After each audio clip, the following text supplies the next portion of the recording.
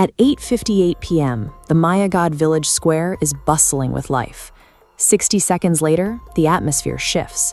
The laughter evaporates, replaced by invisible, immediate terror that spreads through the crowd as the first flash of lightning strikes. Gopala dismantles his tea stall with frantic, uncoordinated movements. His hands shake as he shoves his kettles into crates, his eyes darting toward the darkening sky with every second that passes. In this village, missing the 9 o'clock deadline carries a lethal weight.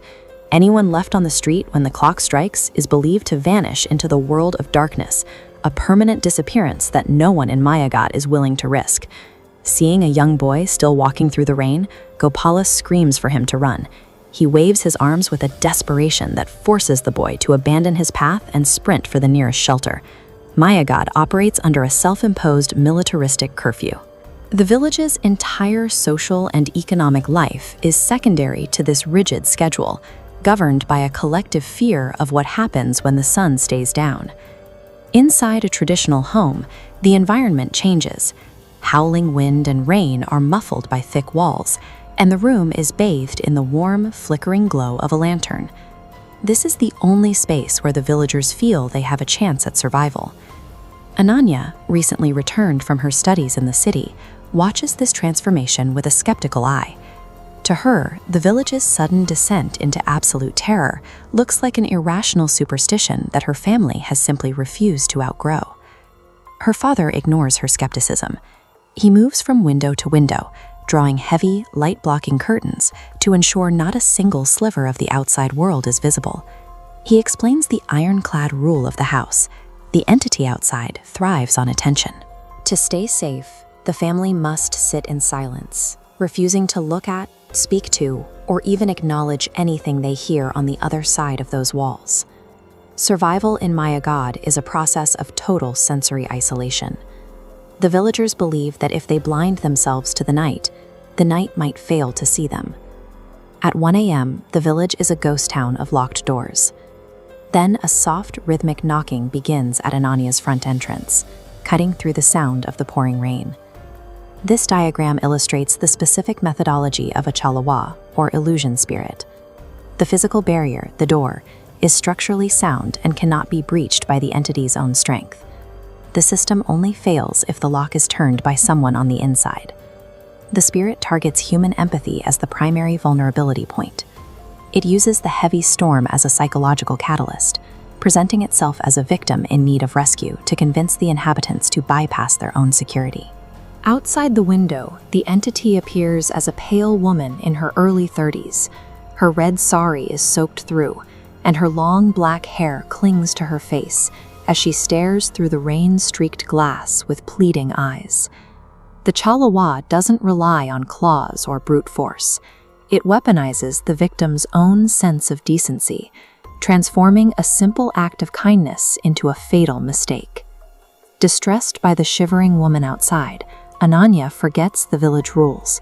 She moves toward the door, her hand reaching for the latch to let the stranger in. Her father lunges across the room with a speed born of pure panic. He grabs her arm, pulling her violently back from the heavy door, just as her fingers touch the metal. He whispers a frantic warning. The woman outside is a manifestation of the curse. To open that door is to invite a permanent darkness into their home.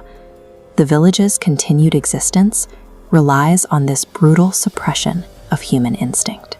Every night, the residents must choose to ignore the cries of the suffering to ensure their own families survive until dawn. This nightly siege isn't a random occurrence.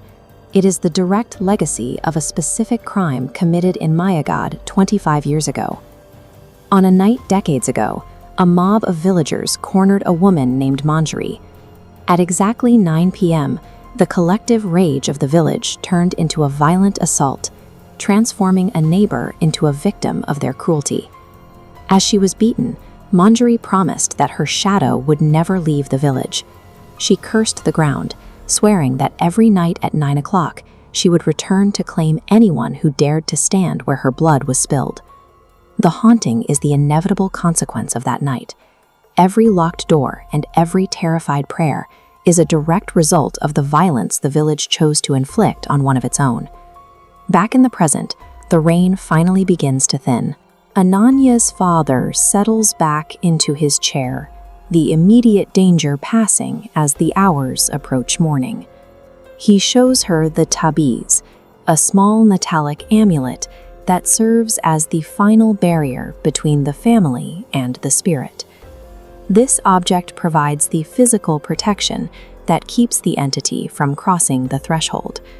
But the tabiz also represents a darker compromise. While it keeps the ghost outside, it forces the villagers to live with the memory of their ancestors' crimes, trapping them in a cycle of silence and fear. The tragedy of Mayagadh is that the locks work. By successfully keeping the monster out, the villagers have sealed themselves inside a nightly prison built by their own inescapable guilt.